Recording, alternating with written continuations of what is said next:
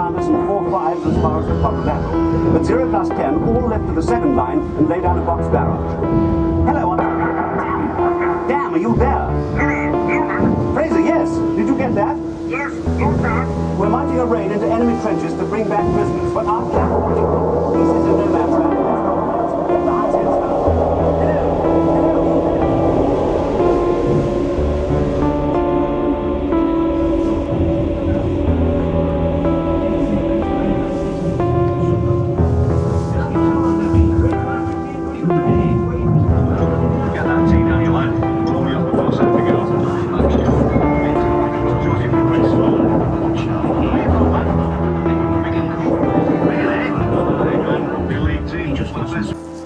I'm in Ripon, Yorkshire, looking for Wilfred Owen, trying to find the place where he wrote some of the most powerful war poems ever written.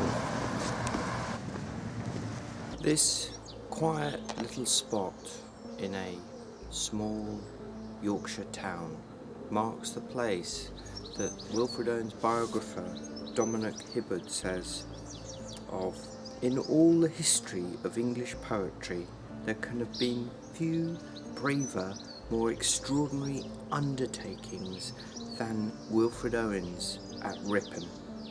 His double duty was now clear. As an officer, he had to return to the front. As a poet, he had to write about it.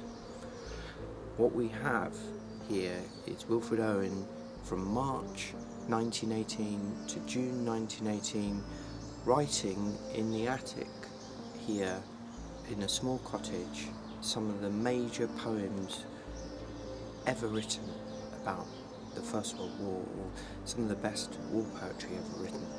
He wrote, whilst he was here, Greater Love, Arms and the Boy, The Send-Off, Strange Meeting, Mental Cases, Futility, and he completed a major poem, Exposure, as well.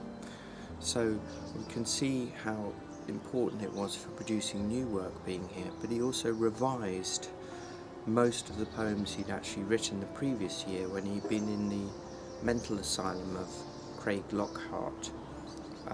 So this place was very important. Hibbard, the biographer, believes that it was a place of peace for Owen.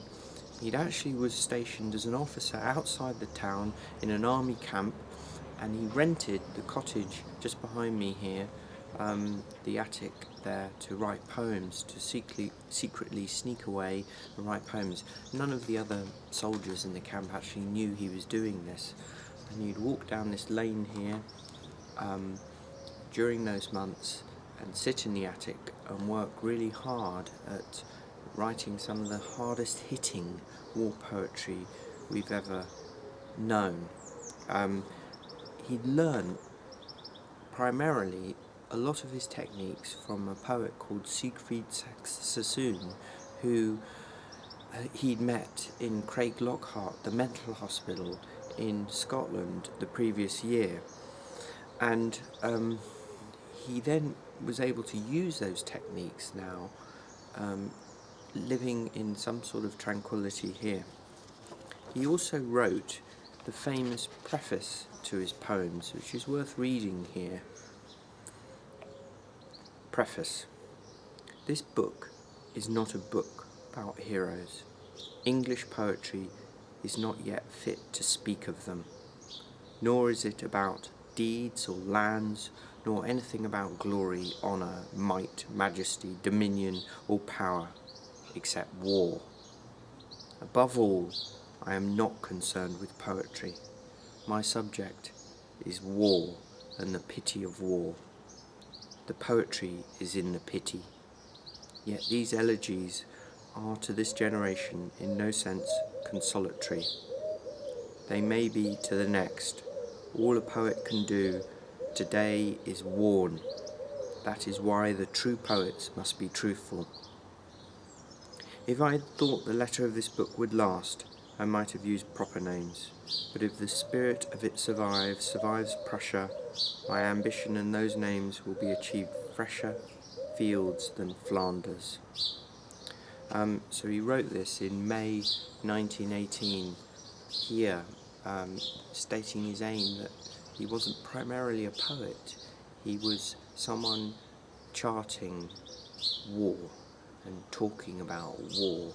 And so what's interesting here is that you've got this very, very peaceful place. You can still feel it. The birds singing in the trees, the beautiful sunlight on this amazing summer morning. And yet he was writing about the most horrific things. Hibbard, the biographer, really talks about how ultimately Owen also had learned from a poet called William Wordsworth, who had lived 100 years before Owen, and he had really said that poetry was thoughts recollected in tranquility. In other words, you actually had to have a moment of peace and deep reflection in order to write powerful poetry, and that's certainly the case with Wilfred Owen. Behind me is the War Memorial, built in 1919 in Ripon Spa Gardens here, and you can look at the list of the soldiers that died that were from Ripon. There were a lot. And I think it's a very fitting spot to read one of Wilfred Owen's poems. The poem I'm going to read is called Futility, which means uselessness, or really it's about the complete pointlessness of war. Move him into the sun. Gently its touch awoke him once. At home, whispering of fields half sown. Always it woke him, even in France, until this morning and this snow. If anything might rouse him now, the kind old sun will know. Think how it wakes the seeds, woke once the clays of a cold star.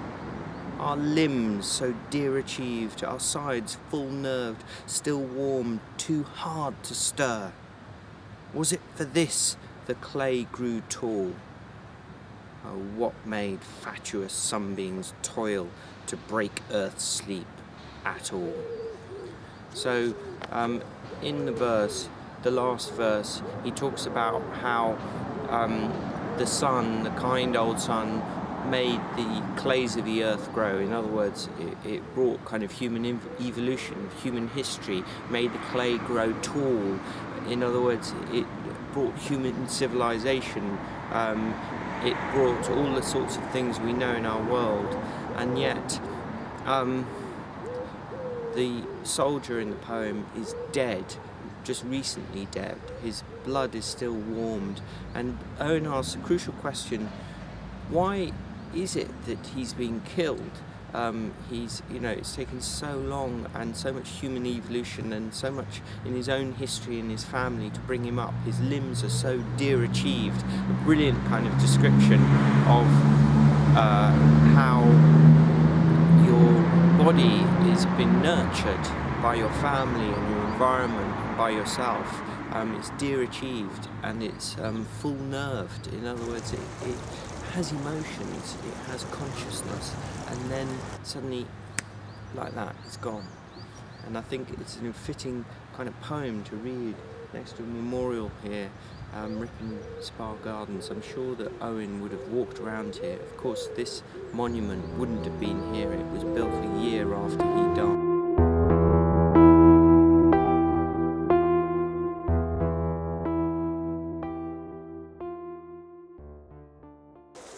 Just being here makes me realise that Owen must have walked around here a lot, thinking about the poems.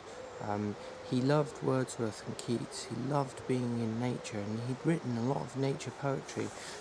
It's quite interesting to think that he was surrounded by nature here, perhaps in a way in which he never quite had been elsewhere in his kind of as a mature poet.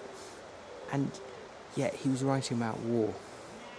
It makes you think.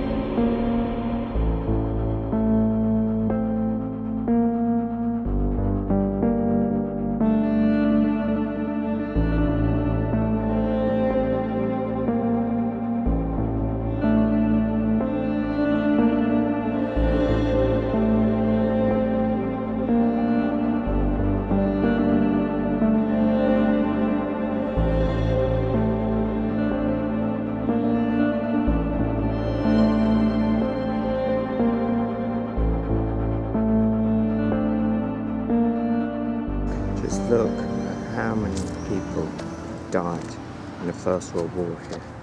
All these names on the top of the plinth are the people who died in Ripon.